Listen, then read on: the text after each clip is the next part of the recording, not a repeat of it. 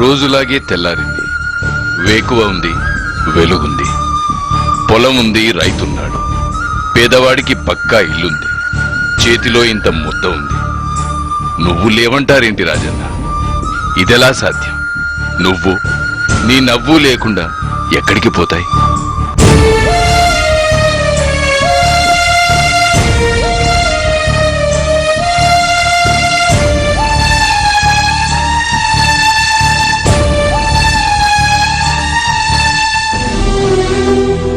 ఊళ్ళు కొల్లుమంటున్నాయి.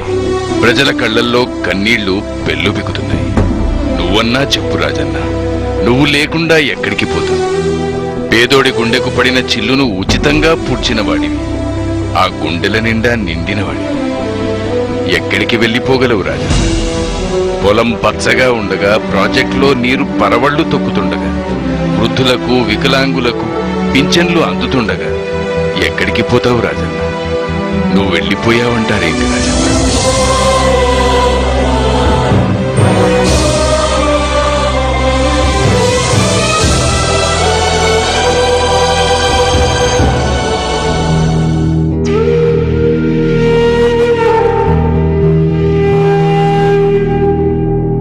అన్నం ముద్ద పెట్టుకున్న ప్రతిసారి నువ్వే గుర్తొస్తుంటే, అమ్మలకు అక్కలకు చెల్లెళ్లకు అంటూ తోడబుట్టినవాడిలా పిలిచిన పలకరింపు వినిపిస్తుంటే, మాతో లేకుండా, మాలో ఒక్కడిగా ఉండకుండా యాడబోతావు రాజన్న?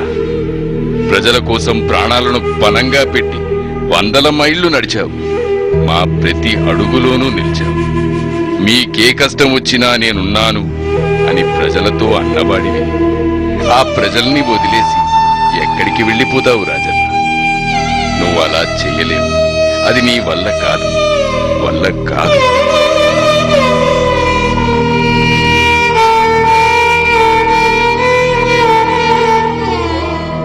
మనిషిగా పుట్టి దేవుడైన వాడివి. నిన్ను దేవుణ్ణి చేసిన మనుషుల్ని వదిలిపెట్టి ఎలా వెళ్ళిపోతావు రాజన్న? నువ్వు రాజువి రాజన్న, మనసున్న మారాజువి.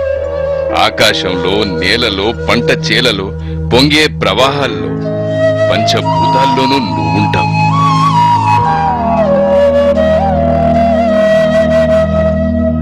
ప్రతి హృదయంలోనూ నీ నవ్వుంటుంది. ఆసరా కోసం చాచే ప్రతి చేతికి నువ్వు అందుతావు. ఇంకెక్కడికి పోతావు రాజన్న? రాజన్న, రాష్ట్ర ప్రజలకు నువ్వే కదా పెద్ద దిక్కు. తెలుగు తల్లికి పెద్ద కొడుకువి నువ్వే కదా.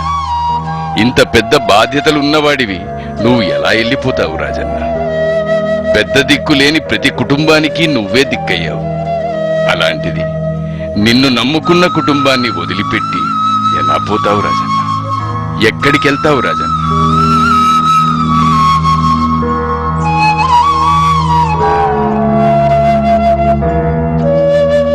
ఇక నుంచి ఈ భూమి మీద పడే ప్రతి చినుకులో నువ్వుంటావు. మొలకెత్తే ప్రతి మొక్కలోనూ చిగురిస్తావు. పూసే ప్రతి పువ్వులోనూ నీ నవ్వు విచ్చుకుంటుంది. పుట్టే ప్రతి బిడ్డలోనూ నీ మంచితనం వికసిస్తుంది. జారే కన్నీటి చుక్కలోనూ నువ్వే. మా చిరునవ్వుల్లోనూ నీ నవ్వే. జోహార్లు రాజన్న, జోహార్లు. మా ప్రతి వ్యాపకంలోనూ జ్ఞాపకంలోనూ నువ్వే, నువ్వే రాజన్న.